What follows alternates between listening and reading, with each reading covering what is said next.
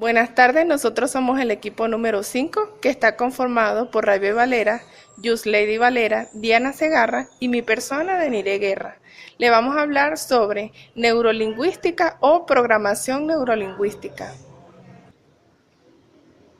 La neurolingüística estudia los mecanismos del cerebro humano que facilitan el conocimiento, la comprensión, la adquisición del lenguaje, ya sea oral, escrito o con signos establecidos a través de su propia programación. Debido a su naturaleza interdisciplinaria, la neurolingüística establece su metodología y su teoría a partir de los campos como la neurociencia, la lingüística, las ciencias cognitivas, entre otros. Para la definición de la programación de neurolingüística, están establecidas las PNL, que son las siglas que se utilizan para hacer referencia a la programación neurolingüística, y consiste en la utilización de la comprensión del funcionamiento de la mente humana para alcanzar el máximo potencial posible, ya sea en el área de las emociones, las relaciones, los negocios, el deporte, etc. De hecho, la PNL también es definida como la ciencia que estudia la excelencia humana. En otros términos, es una tecnología, es decir, una herramienta que nos permite reprogramar nuestra propia mente y la de los demás, para que así podamos instalar programas mentales que nos permiten obtener resultados que queremos para la vida. Neuro. Cada individuo ha establecido su propio sistema de filtración mental para procesar los millones de datos, ya que son absorbidos a través de los sentidos. Lingüística. La persona asigna un significado individual a la información que recibe del mundo exterior. Formamos nuestro segundo mapa mental al asignar palabras, imágenes internas, sonidos, sensaciones, sabores, olores, formando así la ciencia cotidiana. Un ejemplo de ello es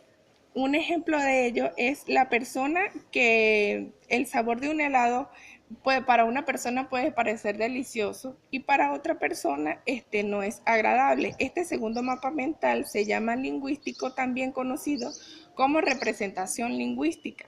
La programación. Estas son las respuestas del comportamiento que se produce como resultado de los mapas anteriores. Es decir, una persona que le gusta el helado terminará por comérselo. Pero si su sabor no es agradable, es posible que lo evite. A continuación hablaremos sobre la historia de la programación neurolingüística. Comenzó a principios de la década de 1970 en la Universidad de California, cuando un profesor llamado John Grinder se asoció con un estudiante llamado Richard Bandler. Ambos hombres tenían una fascinación por la excelencia humana y se preguntaban qué ocasionaban que una persona fuera sobresaliente en una actividad mientras otra no lo era. Damos el ejemplo, cuando una persona es buena en matemática y la otra no es buena en matemática. En 1975, Grinder y Bandler presentaron los dos primeros modelos de la PNL en sus libros La estructura Magia 1 y Magia 2. Estas publicaciones hicieron que la programación neurolingüística se extendiera rápidamente por el mundo. La gente en campos relacionados como la comunicación, el comportamiento, la psicoterapia, descubrieron que ellos también podían conseguir resultados asombrosos a través de esta técnica. Ellos ofrecieron cursos de capacitación para publicar nuevos modelos. A continuación veremos un video.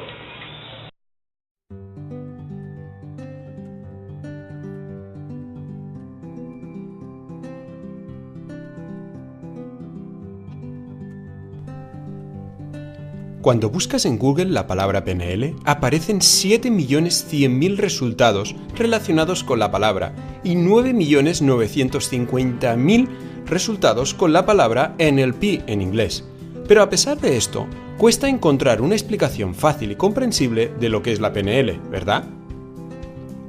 Vayamos al origen de la PNL, y el origen es el Dr. Richard Bandler, un joven estudiante de informática que en los años 70 revolucionó el modo de entender la conducta humana aliándose con un profesor de lingüística llamado John Grinder. La intención del joven Bandler era la de poder describir la conducta humana del mismo modo que hacemos con una bicicleta. Hay bicicletas de montaña, de carreras, de paseo, portátiles, pero eso solo es un modo de ver las bicicletas. Porque a pesar de tener comportamientos distintos y usos diferentes, todas tienen elementos en común: un manillar, un cuadro, unas ruedas, un sillín, unos pedales, un plato, unos piñones y una transmisión. Wallner se preguntó si podría encontrar esos elementos en común en todas las personas. Es decir, elementos que todas las personas comparten, pero que al mismo tiempo se organizan de modo diferente en cada una de ellas. Dicho de otro modo, se planteó cómo podíamos utilizar el pensamiento analítico, que lo separa todo en pequeñas partes, para luego encontrar los elementos en común, pensamiento sintético, y acabando construyendo ese sistema único y característico de cada persona, es decir, pensamiento sistémico, al que llamamos comportamiento, y que está compuesto de nuestras acciones, pensamientos y emociones. Hasta ese momento, las ciencias de la conducta habían estado más ocupadas en agrupar a las personas en categorías para poder buscar modos genéricos y universales de tratamiento que en descubrir las individualidades y excepciones en los individuos que los hacen excepcionales en algo. Es decir, Wallner proponía no clasificar las bicicletas, sino descubrir cómo se podían encontrar las piezas más adecuadas para cada una de ellas, dependiendo siempre de su uso y contexto. Por ejemplo, una bicicleta de carreras no tiene nada de malo, justo al contrario, es excepcional si la utilizas por una carretera bien pavimentada. Si quieres hacer muchos kilómetros al máximo de velocidad, esa es tu bicicleta. Pero ¿qué pasa si se te termina el asfalto? Lo que antes era una bicicleta excelente, ahora se convierte en un problema, y la bicicleta no ha cambiado. Ha dejado de ser útil para conseguir un objetivo. Esa es la aproximación de la PNL. No hay personas que funcionen mal, simplemente que hacen, piensan y sienten cosas que no les acercan a su objetivo, o al menos, no como ellos quisieran. Pero quizás cuando aprendieron a hacer, a pensar y a sentir de ese modo les era útil, pero el objetivo cambió, o las condiciones cambiaron, y esos aprendizajes dejaron de ser útiles. La PNL propone dos grandes preguntas. ¿Qué equipamiento mental y emocional ya tiene la persona que le puede ayudar a alcanzar el objetivo? Es decir, ¿puedo aprovechar el cuadro de la bicicleta, sus pedales? ¿Y qué necesitaría tener para alcanzarlo? ¿Tengo que poner un cambio de marchas diferente, más piñones o platos? Y al mismo tiempo, también se puede proponer a la inversa. ¿Qué es lo que tiene ahora que le aleja de alcanzar su objetivo? ¿Esas ruedas finas y sin relieve? ¿O qué es lo que no tiene que le aleja de su objetivo? ¿No tiene una suspensión que absorba los impactos de los senderos? Por lo tanto, parece lógico que la PNL se enfoque en lo que podríamos llamar la mecánica de los pensamientos y las emociones que hemos aprendido con el tiempo, y no tanto en encasillar a las personas o tratarlas como cosas estropeadas. Al contrario, seguro que para algún objetivo y para algún contexto, esas personas funcionan óptimamente. El caso es que ahora tienen otros objetivos en mente y quizás estén en otros contextos. Por eso la PNL no trata ni de trucos mágicos, ni de recetas, ni de técnicas milagrosas, sino que trata de cómo a través del lenguaje podemos entender cómo es la maquinaria interna de una persona, descubrir sus objetivos y ayudarle a que realice los cambios necesarios para acercarse a su objetivo de una manera más rápida. Del mismo modo, sirve para entendernos mejor y poder mejorar en todos los ámbitos de nuestra vida, y al mismo tiempo poder aprender continuamente de nosotros mismos y a convertirnos en personas más eficaces consiguiendo nuestros objetivos. La PNL es la ingeniería del comportamiento humano.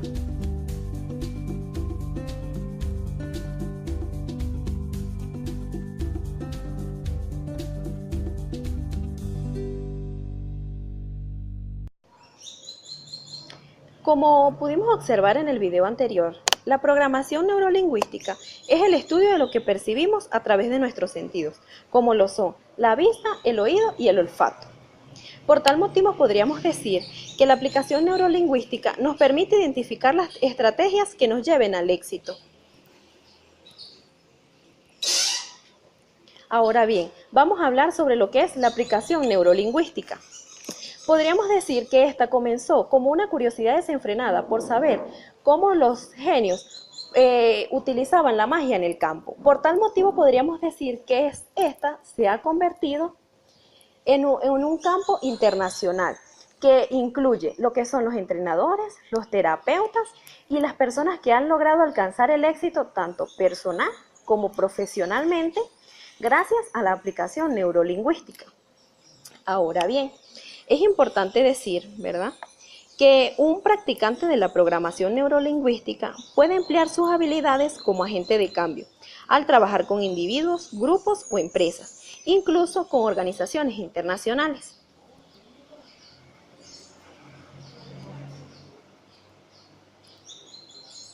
¿Cuáles son los beneficios que tiene la aplicación neurolingüística? Podríamos mencionar 4.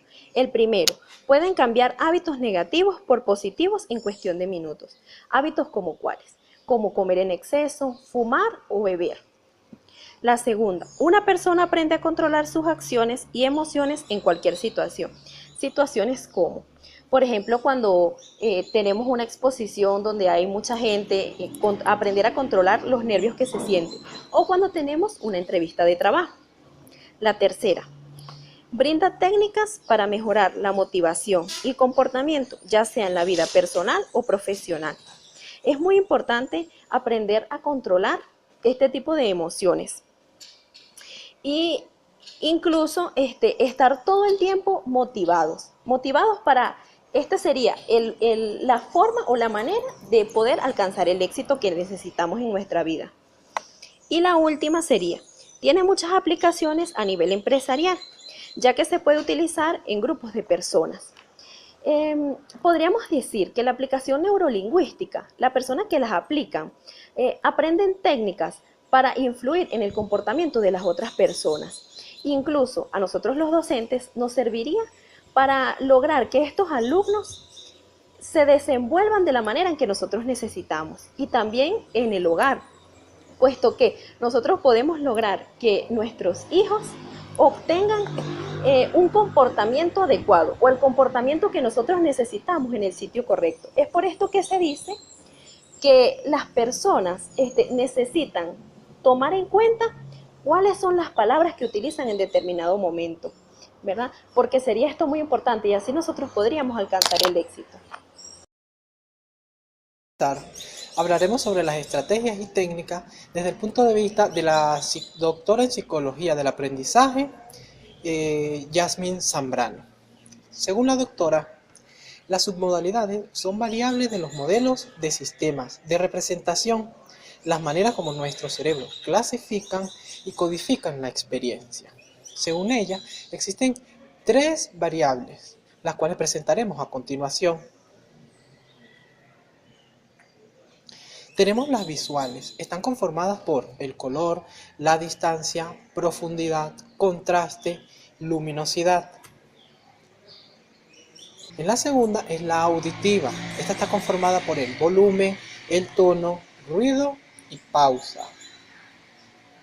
En la kinestésica y por la última tenemos la temperatura, vibración, textura, presión, movimiento y peso. Según la doctora Zambrano, destaca 4 técnicas principales. La primera es anclaje, la llamada anclaje, un estímulo externo sensorial. Se asocia a una conducta positiva que se quiera adquirir. En esta influye mucho el olor, los colores, el sonido, que nos lleve a un estado mental en donde podamos recordar algún momento de nuestra vida o de nuestro pasado. El recuadrante es la otra técnica. Consiste en modificar el marco de referencia en el cual una persona percibe los hechos para cambiar su significado. En clases anteriores nosotros nombramos la metáfora. Ella es una de lo que podemos usar cuando hablamos de recuadrante. Otra cosa de la que hablamos es los mitos, anécdotas, cosas que nos han ocurrido en nuestra vida diaria y que nos ayuda de cierta forma a transformar las situaciones que nos ocurren. La tercera es la calibración. Consiste en la capacidad de conocer el estado mental de las personas.